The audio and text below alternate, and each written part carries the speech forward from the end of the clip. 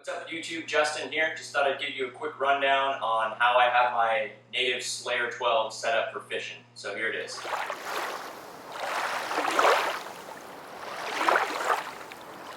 Alright, starting from the back of the kayak, I got my Yak Attack VisiCarbon Pro.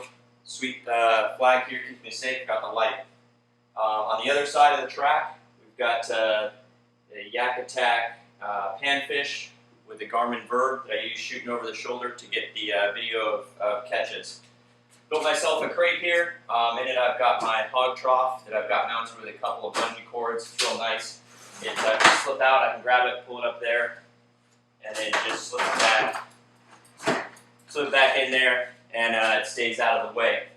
Also got the backwater assault paddle for when I've got my rod in one hand and I can make adjustments on the other hand. A couple of plano boxes. Keep my anchor in here. Fish grips. These are key. Love my fish grips in the awesome, very manly pink color. And then just some other miscellaneous extra tackle things. I used 2 pieces of PVC here. Zip tied it into the back of the crate. Slips in nice and easy for the poles. Little trick I learned: use a heat gun and a beer bottle. You can flare out the tops of the PVC so it makes it easier to get the poles in and out of. Alright, moving forward, of course the Slayer has the dry spot here. It also gives you access to the inside of the kayak.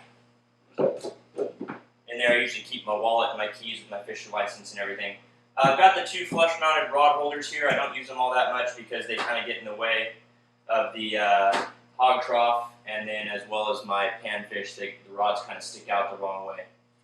Alright, moving forward, the seat. So we've got the first class seat from Native. Awesome seat, very comfortable. I've got it in the low position here, and then you can also move it up to the high position to get a little bit better view of what's going on. I usually paddle around with the low position because here in Corpus Christi it's pretty windy.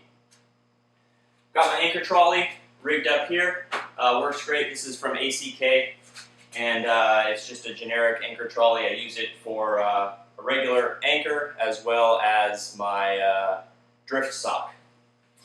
I've got a Native paddle clip here that I use if I want to mount my paddle parallel with the boat.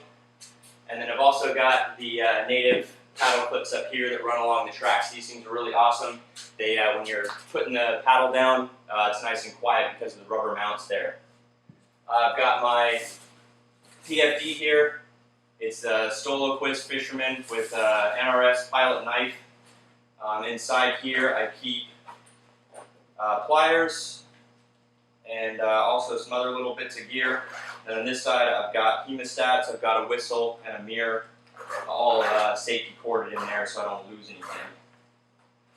anything. Alright, moving forward, I've got the Native medium fish bag. This is mounted on here with little aluminum clips, nice and secure. Throw a couple water bottles in there, it'll fit a 28-inch redfish. And then if I unclip the back 2 clips,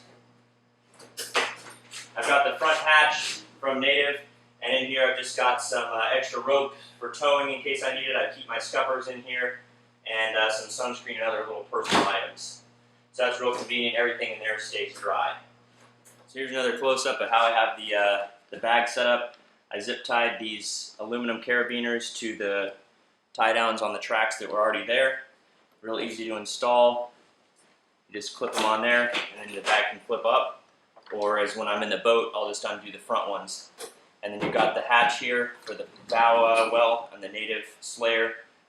It's completely waterproof. There are a couple scuppers in here if you wanted to have it so that water could get in there, but I keep it scuppered up, and then I keep all my extra scuppers, like I said, some extra line, and some other miscellaneous things in here, and everything stays completely dry. So anything I don't want to get wet, I can throw in there. And then to hook this thing back up, just a quick clip there, and a quick clip here, and it's nice and secure, not going to go anywhere. The only disadvantage to this that I can see is that on a windy day like today, which is why I'm doing this video, it adds a bit of drag, but it's just a little bit more of a workout for your shoulders, right? So one thing I love about these tracks is Yak Attack's gear track system that they make all of their accessories compatible with makes it really easy to mount stuff on the kayak. So I've got my VisiCarbon here that's mounted, to unmount it, all I do is twist it and it comes right off. Has this little T-bolt here that screws in. To put it back on, all I do is just slide it right back in. Of course it doesn't want to go, got it too tight there.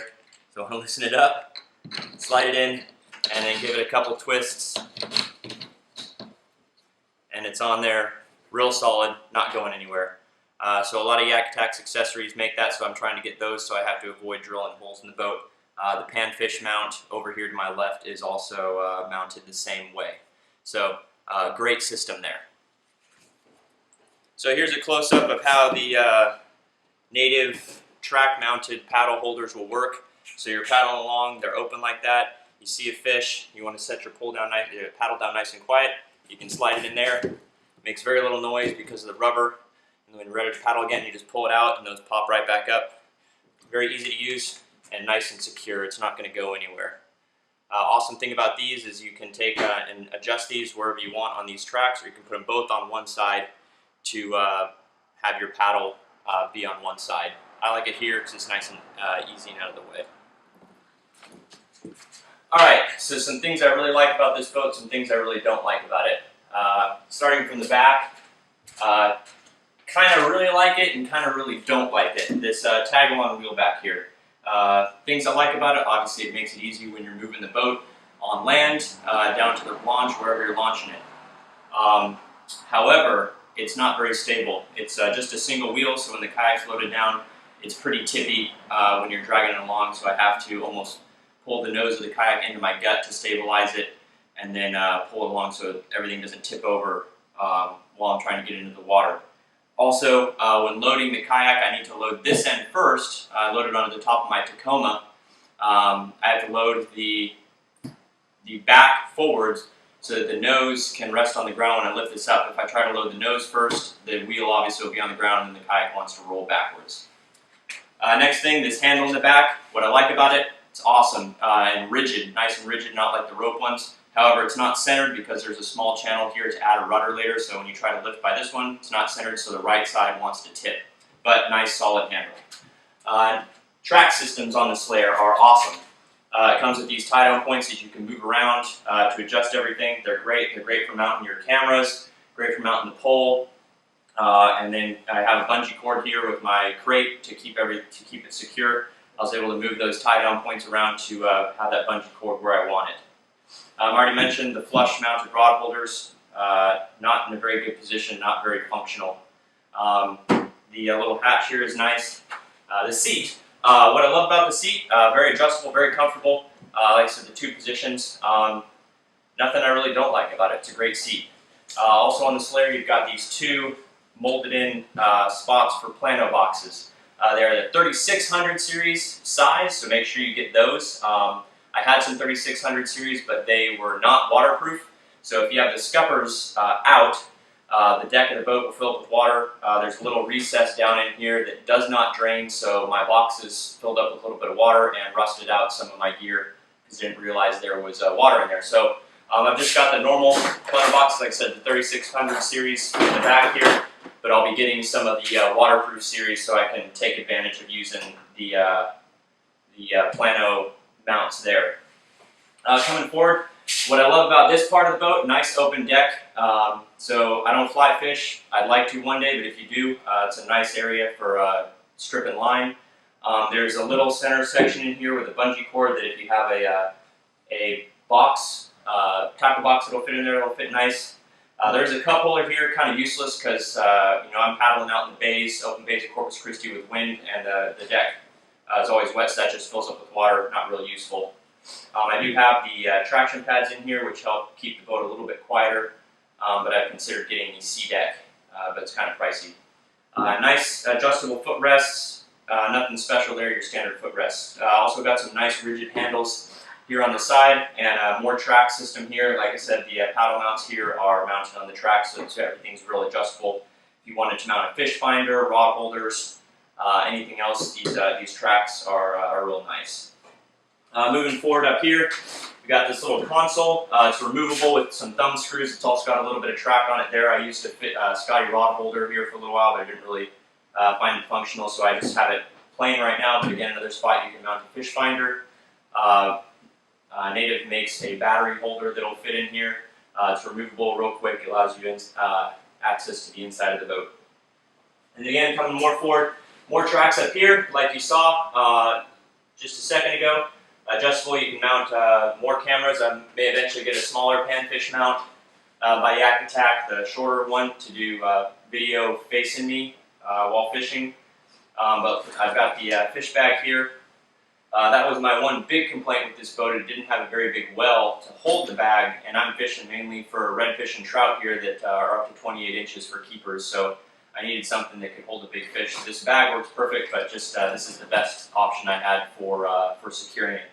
And then onto the front, you've got a nice solid handle again here. It's very nice, but like I said, when I'm portaging the boat with that tag-along wheel, I have to hold this with one hand, and then I'll hold another hand under the boat to stabilize it because it's not too stable on that wheel while it's rolling. So overall, I'm really happy with this kayak. It paddles real well. It's very, very stable. I can stand in it no problem, get up and down. I've never had a feeling like I'm going to tip over.